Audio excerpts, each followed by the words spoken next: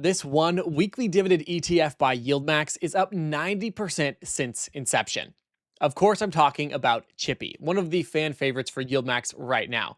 In this video, we're going to break down and do a bit of a deep dive on CHPY. We're going to talk about how it works, what it holds, how it compares to the sector, if it has NAV erosion, and if it can continue the performance that we've seen so far. So if you're interested in this weekly payer, or if you already own it and you want to know everything about it, you are in the right spot. Let's jump into CHPY by YieldMax. Is CHPY just the next fund in YieldMax's slew of funds that go absolutely nuts and then sell off like crazy? Like what? MSTY, like ULTY, and so on. We are going to address that in this video because personally, I don't believe it is, but I want to talk about exactly why. Specifically, the NAV erosion and if it can continue the performance that we've seen so far. But we, of course, have to break down CHPY. We have to understand how this fund works because it is unique. It's not like ULTI and it's not like MISTY. It's not a single stock. It holds a number of semiconductor companies. 15 to 20 is what they're targeting. And they're specifically choosing these based on volatility, market opportunity, liquidity, and so on. They also have synthetic exposure. So they're not specifically just holding these and writing options on them. They have a synthetic position they've created via options. It's supposed to pay weekly distributions, and it's supposed to offer a bit of growth as well, which this growth is a very important metric that we will discuss later on. Distribution rate is about 45%, which is amazing. We haven't seen this fund trade for a full year yet. We're about 10 months in with CHPY so far, and return of capital is also a key factor with this ETF. If you're retired living off dividends, or if you want to live off dividends one day and you're investing outside of a tax-exempt account, return of capital is a very important metric. This last distribution was 100% return of capital. And they do try to target high return of capital because of the tax benefits. Now, scrolling down, we're going to look at price performance. You can see a lot of this stuff from the website, but I want to showcase a couple of things. The gross expense ratio is pretty high, 1.03%, because it is an actively managed ETF. So it is what it is. These weekly payers, these high income ETFs, high yield ETFs, they all have these high expense ratios. And I don't have a problem with high expense ratios as long as the fund performs. That is key. Also, the AUM is still pretty low with CHPY. It hasn't even hit 400 million. When we look at funds like ULTI, that one had a $3 billion AUM. When we look at MISTY, that one had a $6-7 billion AUM. So CHPY hasn't necessarily exploded like the other funds have. And I think the performance and the fall off of both of those other funds have impacted CHPY in, in that way. Scrolling down, we will look at the distributions, but I want to showcase what this fund specifically has. So the largest holdings, NVDA, Broadcom, Lam Research, ASML, we have Taiwan Semiconductor, one of my actual favorites, KLA, ACM Research, Micron, Lattice Semiconductor, and Analog Devices Incorporated. And these range, the largest, of course, being NVIDIA and Broadcom at 8% for NVIDIA and 7% for Broadcom. Lowest, it continues on. There's more than just these holdings, but these are the biggest holdings.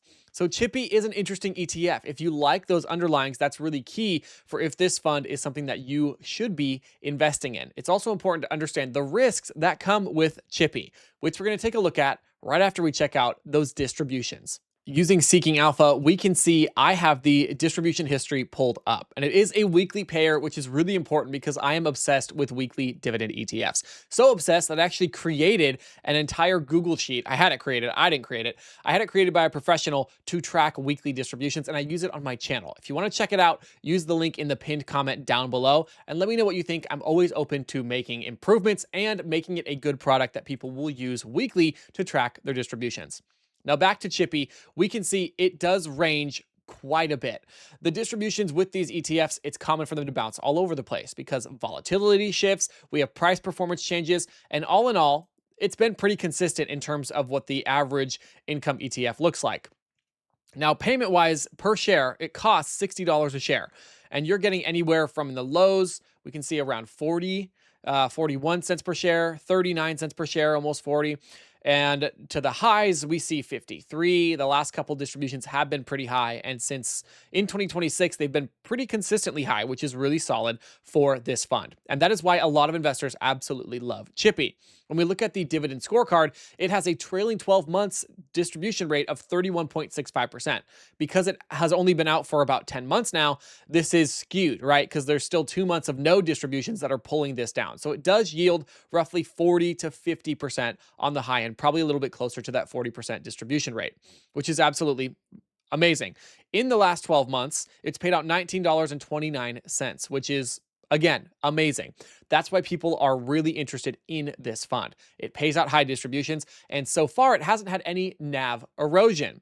But we need to touch on why that is. Does CHPY really truly have NAV erosion, or is it just the best fund YieldMax has ever created? Let's find out. I firstly want to discuss why CHPY has done so well. And so I'm comparing it on Seeking Alpha. We're going to compare it to SPY, the State Street S&P 500 ETF. It's not a dividend payer. It pays a really small dividend, but they're very different. It's a growth ETF. And when we're looking at the inception date, it was April 3rd of 2025 for CHPY. So in comparison, we do see that CHPY is outperforming SPY, not including distributions, which is outrageous. If you throw distributions in, we can see CHPY is up nearly 90%, 89.66%. In comparison to the same time frame, SPY is up a little under 30%. So a pretty vast difference in price performance, and I should say total performance. But there's something we need to discuss with CHPY. It's still a YieldMax fund. And this is what I think a lot of people misunderstand with YieldMax. The name YieldMax was created because they are giving you the maximum amount of yield possible. And the caveat with that is it's phenomenal when the underlying is doing extremely well. The problem is when the underlying is not doing extremely well. So to truly believe that CHPY doesn't have any NAV erosion, which I've seen full YouTube videos talking about how it is a no NAV erosion ETF, I have to strongly disagree. That does not mean that it is not a good ETF, because I do believe that it is, but it's a good ETF because of the holdings, because of the sector it is in, because semiconductors have been booming. If we saw a 6-month sideways trend or a slightly downward trend for semiconductors, I guarantee to you CHPY would start to erode its NAV. So when I see YouTubers include it in compilations of no NAV erosion ETFs, I do get a little bit upset, because YieldMax, outside of their fixed funds that are targeting 12% in distribution rates, it's going to be a NAV erosion ETF. Simply because something is going up doesn't negate the NAV erosion. And now if you want to take a second look at this fund and see exactly how it compares with some other sector ETFs, we're going to do that right now. Now, I have thrown in 2 other ETFs. We have SMH, which is the Van Eyck Semiconductor ETF, and SOXX, the iShares Semiconductor ETF. Both of these are growth ETFs, which is another caveat when it comes to CHPY. I know a lot of people are focused on income, especially if you are living off these distributions, but we need to notice how CHPY compares with the rest. Now, with just not factoring in distributions, which isn't really fair because it is a dividend-focused ETF, we see a pretty crazy performance difference. When you throw distributions back in there, it does really close the gap on that, but there is still a 22% difference between CHPY and SMH, and with CHPY and SOXY about the same. Now, again, this is also varying because CHPY holds 15 to 30, and SMH and SOXX hold more than that, so they are more diversified as well. But the main holdings in both of these are likely going to be pretty similar, heavy in NVDA, AMD, and so on.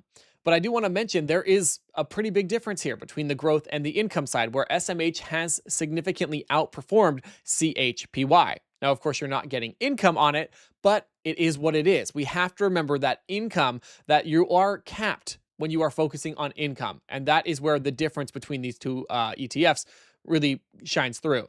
Now, just because SMH and SOXX are substantially above CHPY doesn't mean it necessarily has NAV erosion at this time, but it does mean that the underlying, they're underperforming the sector as a whole in regard to these 2 other ETFs. And then we also have SOXY by YieldMax, which is another very popular fund that has also been doing really well because semiconductors have been doing really well.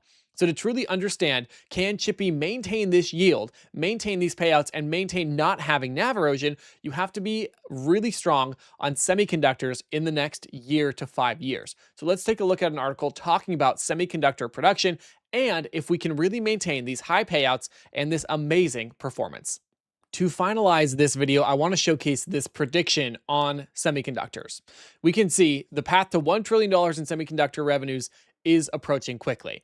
The industry revenue slope, this is the optimistic scenario where people believe we will hit $1 trillion in revenue for semiconductors by 2027, which is again very optimistic. And you have the moderate scenario where we could hit it by 2030. Either way, outlook on semiconductors is pretty good. People do believe, because of AI, because of cybersecurity, because of just overall use of computers, that we will need more and more and more semiconductors. And thus, we have seen a lot of these companies absolutely boom. But there is something really important. Right here, it says further, the market cap is highly concentrated, with the top 3 chip stocks accounting for 80% of the total. And that total is the market capitalization of the top global chip companies, which is nuts. This has increased 46% from 6.5 trillion in 2024 and 181% from 3.4 trillion in December 2023. Just showcasing things are absolutely booming with chips, with semiconductors. Now, one thing I think a lot of people are ignoring is we have seen a pullback recently, a slight one, but I don't think it would be out of the question to see a pullback like we did from 2022 to 2023, where things did drop a little bit. Now, the reasoning behind that is we've just seen a sell-off in tech. People are a little bit worried about this AI bubble, but all in all, the long-term outlook for semiconductors is big. And I will say I am bullish on them, but I do hold more. I actually don't hold them yet. My plan is to purchase some semiconductor ETFs that focus on growth, not just on income. I do hold CHPY. I will say that right now. And I'm optimistic that they can continue as long as semiconductors do continue to rise. Now, that is the most important factor and the key takeaway from this video. CHPY is not a no NAV erosion ETF. It simply has had a very solid underlying sector outperforming the rest of the market. Now, does that mean it's a bad ETF? No. Like I just said, I hold CHPY. But you have to be realistic with this, because I don't want it to turn into something like ULTI or MSTY, which had different factors weighing in, of course. MISTY was Bitcoin, and then ULTI was a strategy change and just an overall market shift where the strategists were not able to utilize the market they were in to continue the amazing performance we saw with ULTI. So long story short, when it comes to CHPY, if you're long on semiconductors, this one should be solid. This is not financial advice, and I cannot predict the future, but I do like semiconductors once again. So let me know your thoughts down in the comments. And if you found this video educational, informative, don't forget to like and subscribe. Tell me how much CHPY you have down in the comments below, and if you are still believing in some of these YieldMax ETFs. If you enjoyed this video, you're going to like these that are popping up on no NAV erosion ETFs right now.